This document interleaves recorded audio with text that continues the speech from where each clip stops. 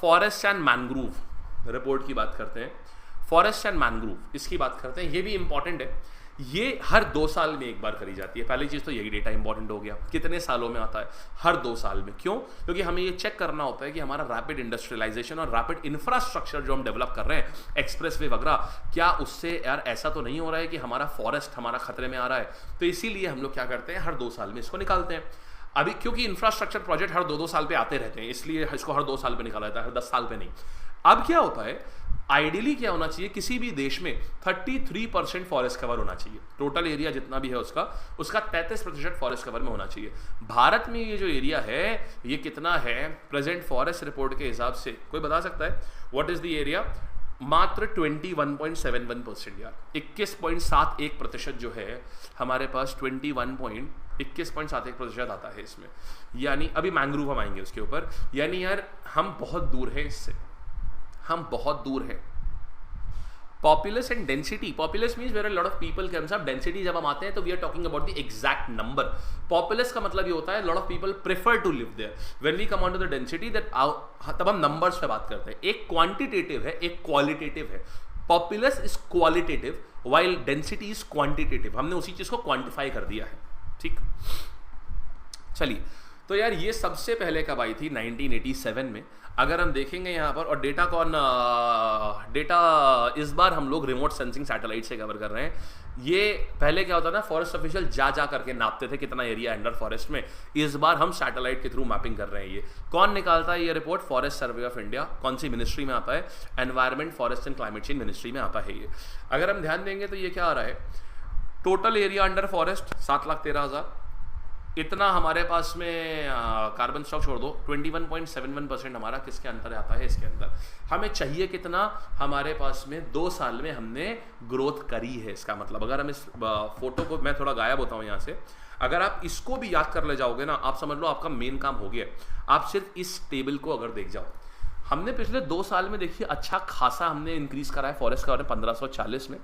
और सबसे ज़्यादा हमारे पास में फॉरेस्ट कवर किस जगह पर है? हम देख पा रहे हैं आंध्र प्रदेश में सबसे ज़्यादा है, सबसे ज़्यादा फॉरेस्ट कवर बढ़ा है। तेलंगाना, और इसीलिए देखिए हैदराबाद को ट्री सिटी अवार्ड भी मिला हुआ है। सबसे ज़्यादा परसेंटेज ऑफ फॉरेस्ट, खूब सवाल आता है ये। सबसे पहले आता है मिजोरम, और इसमें ना अरेंज करने को आता है, ऐसे आता है एग्जाम में सवाल इसके ऊपर।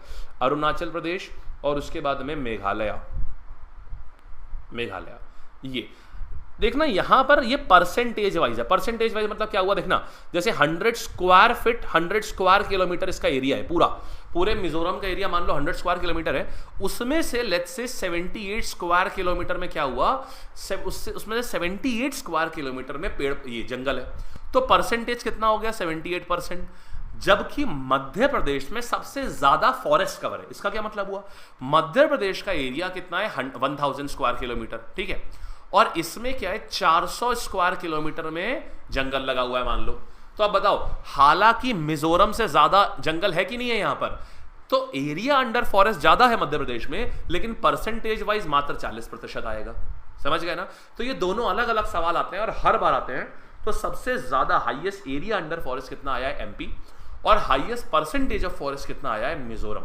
ये अपने को देखना है, ठीक है। चलिए, नॉर्थ ईस्ट में सबसे ज्यादा लॉस हो रहा है, क्योंकि नॉर्थ ईस्ट में डेवलपमेंटल प्रोजेक्ट पहली बार आ रहे हैं, इतने अच्छे तरीके से पहली बार डेवलपमेंट प्रोजेक्ट शुरू करे जा रहे हैं, इसलिए नॉर्थ ईस्ट में आपको ये गिरता हुआ दिखा है यहां पर। तो इस डेटा के ऊपर थोड़ा सा आंखें रखनी है। कितनी क्लासेस बाकी हैं? ज्यादा नहीं यार, मैक्सिमम 4 होंगी, 3 या 4 से ज्यादा नहीं बाकी है, 3-4 बाकी है। चलो, मेनली आपको घराना कराना है मुझे एक बार बस, बाकी तो खैर छोटी छोटी चीजें। फॉरेस्ट कवर इन इंडिया, ये सब हमने देख लिया, यही सारी बातें लिखी हुई हैं। एरिया वाइज मध्य प्रदेश का सबसे ज़्यादा एरिया है ये। एंड फिर अगर हम देखेंगे सबसे क्या टोटल जोग्राफिक एरिया हमारा कितना हो रहा है, टोटल आइडियली हमारे पास देखिए ऐसा, ये आपको याद नहीं करना है, ये सिर्फ आपको देखना है एक बार कि हमारे पास डेंस फॉरेस्ट एरिया कितना है। लगभग 1 लाख स्क्वायर किलोमीटर हमारे पास डेंस फॉरेस्ट है, और बाकी हमारे पास क्या है, मॉडरेटली डेंस इतना है। आइडियली होना क्या चाहिए जानते हैं? आइडियली हमारे पास कुल मिलाकर के ओपन डेंस, बस टोटल फॉरेस्ट कवर यहाँ तक की, स्क्रब और इनको काउंट नहीं किया जाता। जबकि देखिए हमारे वहाँ कुल मिला देखिए इंडिया का टोटल ज्योग्राफिक एरिया कितना इतना होता है ना, 32 लाख एरिया है, जिसमें से हमारे पास सिर्फ और सिर्फ 7 लाख का वो एरिया है। नॉन फॉरेस्टेड एरिया हमारे पास इतना आ रहा है जहाँ पर कोई फॉरेस्ट वगैरह नहीं है। We don't have to learn it up, we just have to see कि ये टोटल भारत का कितना एरिया, 32,87,000 स्क्वायर किलोमीटर इतना इंडिया का टोटल एरिया है। इसमें से कौन सी चीज़ कितनी है ये आप अपने नॉलेज के लिए देख सकते हैं, याद नहीं करना है आपको। लार्जेस्ट फॉरेस्ट कवर कहाँ पर है, ये मध्य प्रदेश में है। सबसे कम कहाँ पर है, हरियाणा यार, सबसे कम सिर्फ 1603, जबकि मध्य प्रदेश में देखेंगे 77,000 स्क्वायर किलोमीटर, हरियाणा में हम देखेंगे मात्र 1600 kilometre, which is very very very less, बहुत ही कम है हरियाणा में। रीज़न क्या है, कारण इसका है मेनली खेती। खेती के लिए क्या होता है, बड़े बड़े लैंड, हरियाणा पंजाब दोनों खेती में इन्वॉल्व हैं, तो खेती के लिए बड़े बड़े ट्रैक्ट ऑफ लैंड क्लियर कर दिए जाते हैं, इसलिए यहाँ पर फॉरेस्ट कवर इतना ज़्यादा कम है। सबसे अच्छा इंक्रीज कहाँ पर है, आंध्र प्रदेश में। सबसे गंदा इंक्रीज कहाँ पर है, अरुणाचल प्रदेश में, क्योंकि उसका मेन काम ये है कि सड़कें बहुत बनाई जा रही हैं अरुणाचल प्रदेश में। चाइना हर बार अटैक कर देता है, इसके लिए वहाँ तक पहुँचने के लिए सड़कें काफ़ी बनाई जा रही है, इसलिए है। कौन से राज्य में प्रतिशत वन में किसमें सबसे ज़्यादा है, मिजोरम में प्रतिशत वनों में सबसे ज़्यादा है। बाकी आपने कुछ देखना नहीं है। सबसे बड़ी यूनियन टेरिटरी भी कौन सी सबसे अच्छी आएगी इसके मामले में, पेड़ के मामले में, वो भी लक्षद्वीप आया हमारे पास 90% बेस्ट, यानी लक्षद्वीप हर चीज़ में आ गया सबसे ज़्यादा। अच्छा, मैंग्रोव की बात करते हैं। देखो मैंग्रोव क्या होता है, ये ऐसे फॉरेस्ट होते हैं जो कि वेटलैंड्स में होते हैं, ऐसे घने फॉरेस्ट एरिया जो कि वेटलैंड्स में होते हैं, इनको मैंग्रोव बोलते हैं।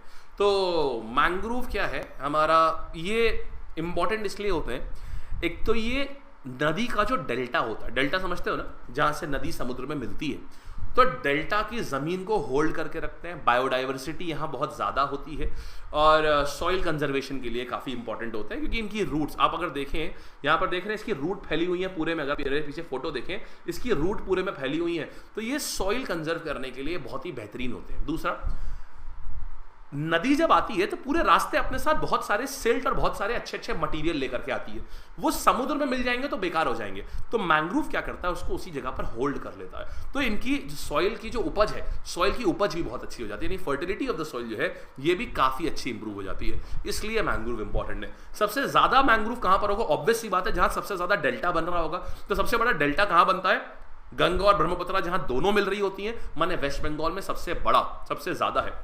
दूसरा डेल्टा कहाँ बनता है, रन ऑफ कच्छ के पास में, गुजरात में। तो वेस्ट बंगाल के पास में अगर सबसे अच्छा मैंग्रोव फॉरेस्ट है तो उसके बाद में वो गुजरात में।